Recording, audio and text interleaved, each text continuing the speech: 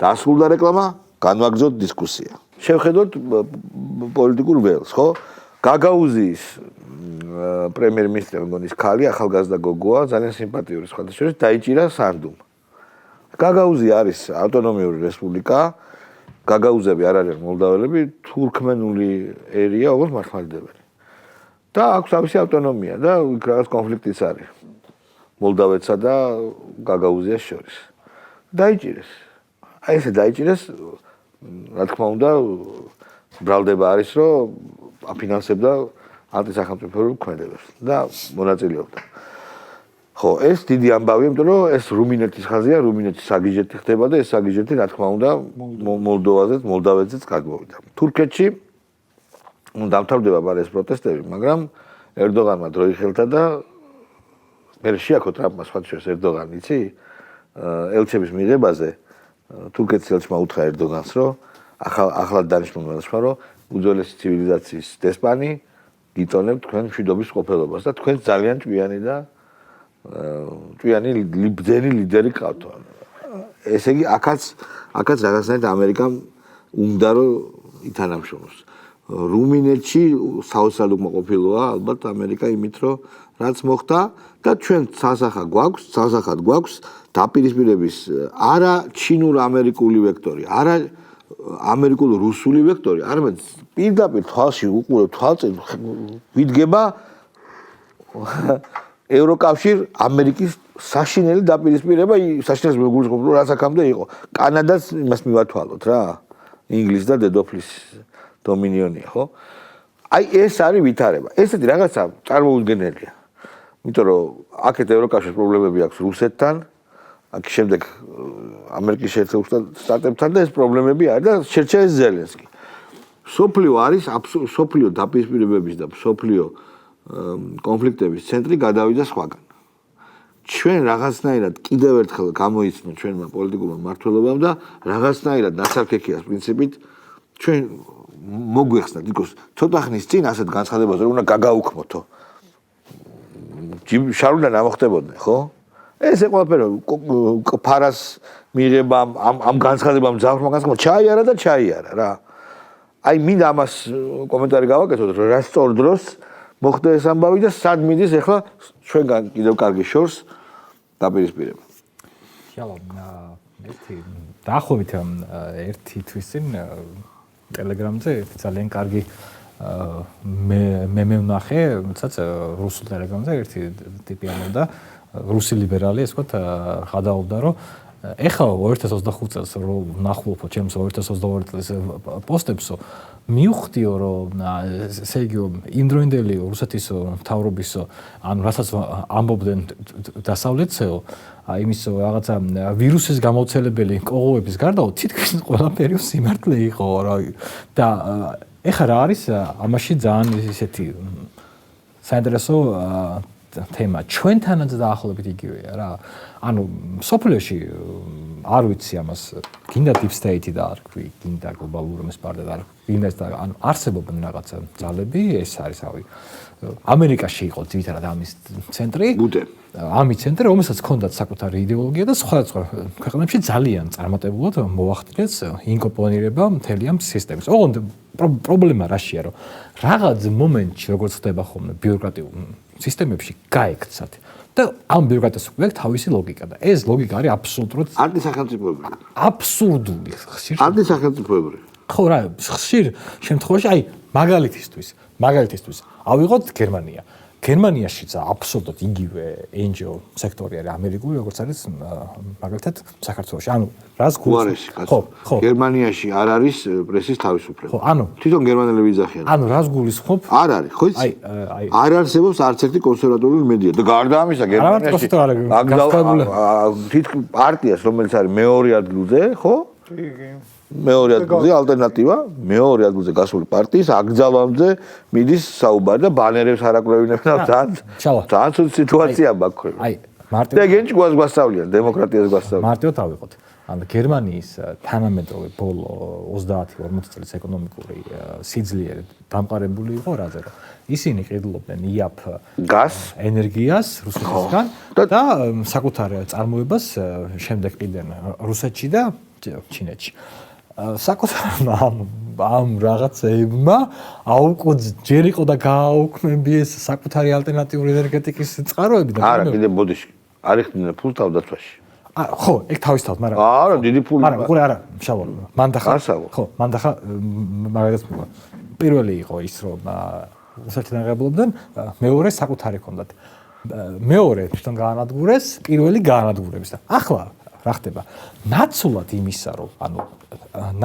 იმისა რომ ტიპებმა ადგენენ და რომ მარტივად მოაგვარონ ორი თემა რა რომ დაელაპარაკონ რუსეთს გაითვალისწინონ მათ ინტერესები და დაელაპარაკონ ამერიკას და აღადგინონ ენერგეტიკა რას აკეთებენ იწყებენ შეიარაღებას იმიტომ იწყებენ გამალებულ შეიარაღებას ძალიან დიდ ფულით რომლითაც ანუ აკეთებენ რა არ გამოვა ძალიან მარტივად რა რომ თელი ეს მათი მე მომტყუილია ეგ არა შევტყუილე ვერ გაკაჩავე მაშინ მეორე რამეში დაერხევათ ხო ჯანდაცვაში დაერხევათ აი თავის სახები ჯანდაცვა თორს უზრუნველყოფა არ არის ეგრე მაგრამ შალom თავარი რა რომ შეხედე ხა იქაურ მრეწველობა ძალიან ძიმე მდგომარეობა ამიტომაც ვიღაცამ ხომ უნდა იყიდოს ვიღაცამ ანუ თუ მანქანებს არ იყიდიან იმიტომ რომ არის ძვირი ვიყიდიან ტანკებს ამერიკაში აღარ შევა ეს მანქანები 25%-იანი ტარიფი დააწესა ტრამპმა ეხ არის საშინელება ხდება იქ კანადაში შედიოდა მანქანები რა მანქანები გასაგებია მე ყველაზე მეტად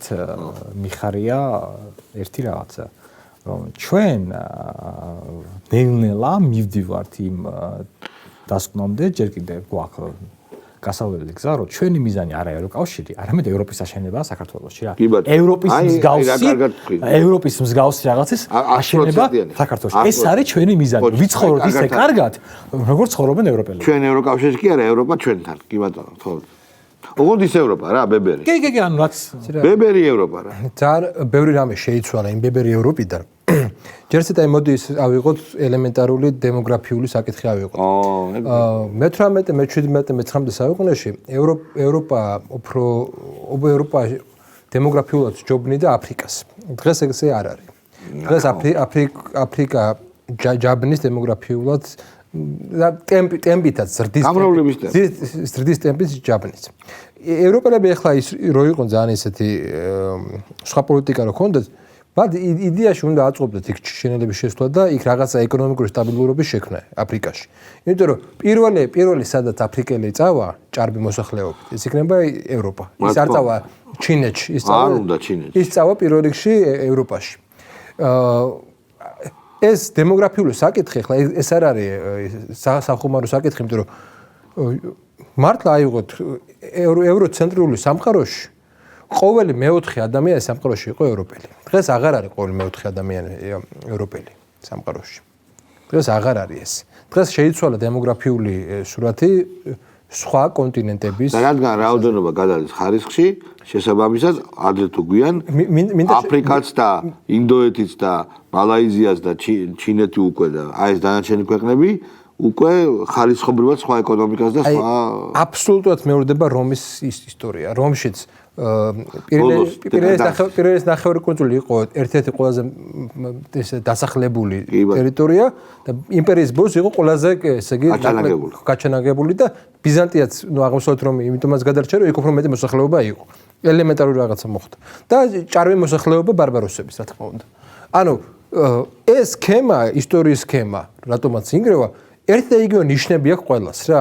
ეგ არა მარტო რა თქმა უნდა დემოგრაფიული, მაგრამ ბევრი რაღაცა როდესაც იკრება, როდესაც შენ წარმოება გადაგაქვს სხვაგან, როდესაც შენ ისეთი მოდი ესე ვთქვი, როდესაც შენი მოსახლეობა აღარ არის მზად იომოს საკუთარი ღირებულებების დასაცავად. აი იომოს ფიზიკურად და შენ უკრაინაში ფულს რომ მან იომოს რაღაცის გამო, ხო? აი რომსაც იგივე მოვიდა ფედერატები იყო, ხო, ბარბაროსები დაიქირავა, რომ მისთვის ეომა. იომეს მისთვის არ იომეს საბოლოო ჯამში აღმოჩნდა ის რომ ეს ფედერატები შემოუბრუნდნენ და ამ ფედერატებმა დაანგრიეს ესე იგი რომის იმპერია.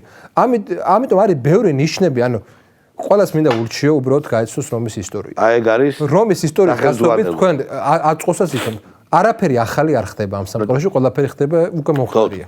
და ისე ჩვენ ომის კონტექსტსაც რომ მივაბართ, უბრალოდ გამოძიების კონტექსტს აი წარმოიდგინეთ რომ ეს ბიუროკრატია ხა რასაც ტრამპი ებრძვის და ეს მთელი ეს პოლიტიკანები ასე ვთქვათ რომლებიც აქ ანუ ესენი არიან ის ტიპები, რომლის გამო ჩვენ თავს მოგვეხავა კოჰაბიტაცია. ესენი არიან ისინი, რომელიც მოყოლებული 2019 წლიდან ვიდრე დღევანდელ დღემდე ცდილობდნენ საქართველოში რევოლუციას, ხელისუფლების აყირავებას არადემოკრატიული გზით, ნაცების თავზე წამოსვათ.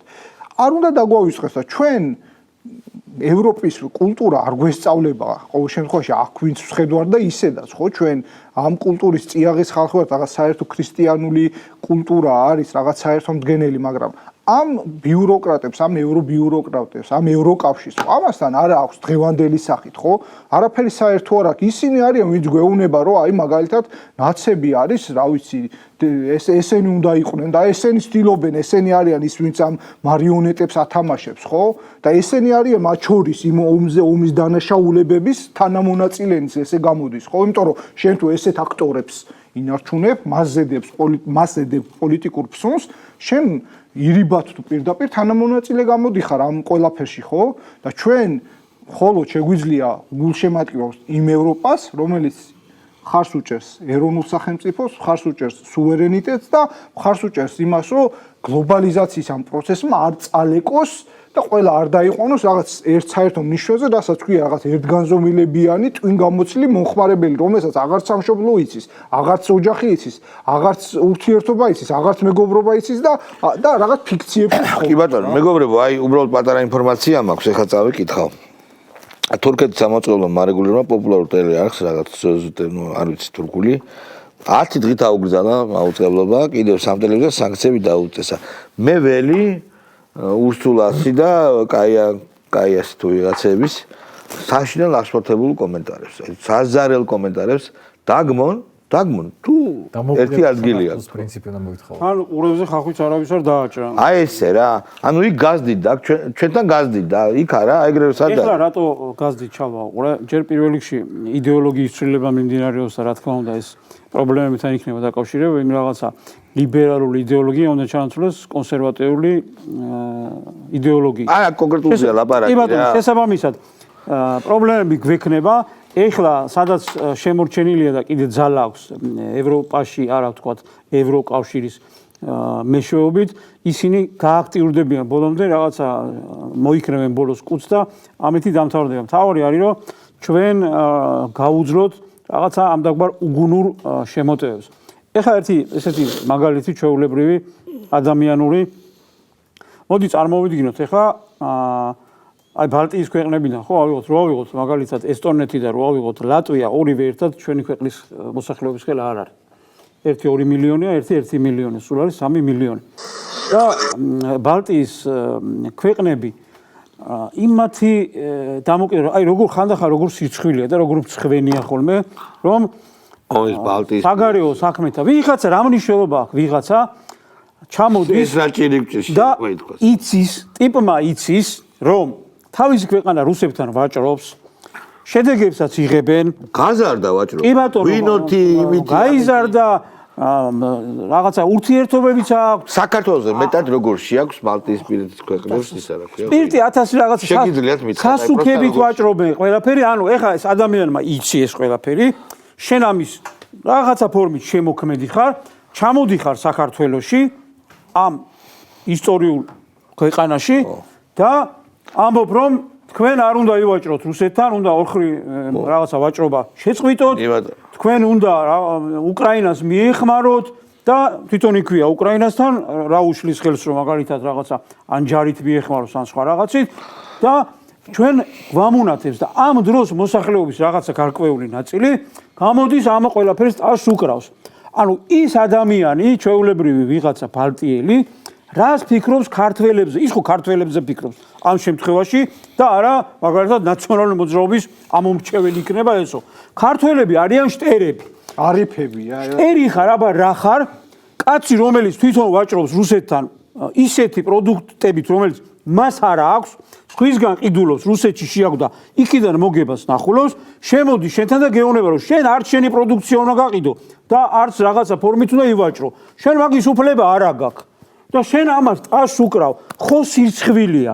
ანუ დამოკიდებულება უნდა შეიცვალოს. საზოგადოების დამოკიდებულება უნდა შეიცვალოს, როგორ იცით, რომ ანუ მე დღეს ეს მაწყობს, იმიტომ რომ ჩემი სასურველი ხელისუფლება მოვიდეს, ეს არ არის სახელმწიფოებრივი აზროვნება. სახელმწიფოებრივი აზროვნება არის ის, რომ შენ უნდა დაიცვა შენი ქვეყნის ინტერესები პირველ რიგში. მერე უკვე დაიცავი იმის ინტერესები, ვისი ამომრჩეველი საქართველოს ლაპარაკობ. ანუ მე ხა კი ბატონო, მე ბალტიის მაგალითი იმიტომ მოვიყვანო, პატარა ქვეყნები არის თორე დანარჩენის მიდგომები ხო ყველასი ესეთია რა.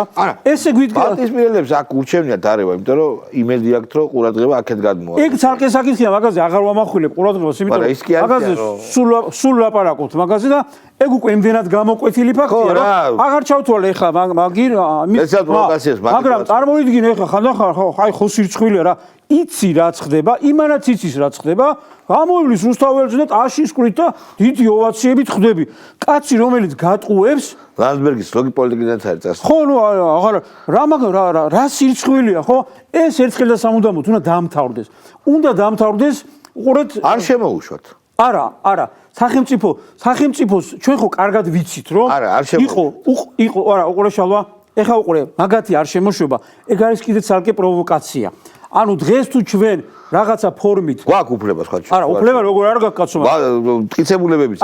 პატარა ქვეყანა როდესაც ხარ და ევროკავშირის ბიუროკრატია, როდესაც ელოდება, რომ შენ როდის გადადგავ ისეთ ნაბიჯს, პატარა შეცდომა დაუშვა, უმნიშვნელო, სადაც კიდევ ერთხელ წაგიჭერს ხელში, ეს ელოდება ამას. მაშინ ხიგალი არ ვაჭარ. როგორც კი მაგალითად ბალტიის რომელიმე ქვეყნის წარმომადგენელს ეწვი რომ მე შენ ქვეყანაში არ გიშვებ, შენ მე ნახე მთელი ევროკავშირი რომ დამწკრივდებიან და რამხელა ზეწოლას რა თქმა უნდა ჩვეულებრივი პროვოკაცია. იბერიას როგორა ცივი ომის დამკაჩებს არ ვაჭრობთ ხიგალი. დიდი მადლობა მეგობრებო, ძალიან საინტერესო მოხდა. იმედის მომცემი არის ეს განცხადებები ქართული ოცნების, რომ საქმე ბოლომდე მივა და ვეღირსებით იმას, როცა აი დამთავრდება ეს სიგიჟე, ეს მეხუთე კოლონა გაცხადებული აგენტების პარპაში, დამთავრდება და იქნება ოპოზიცია, რომელიც რა თქმა უნდა ქართულ ოცნებას და მის მომხრეებს არ მოგვეწონება.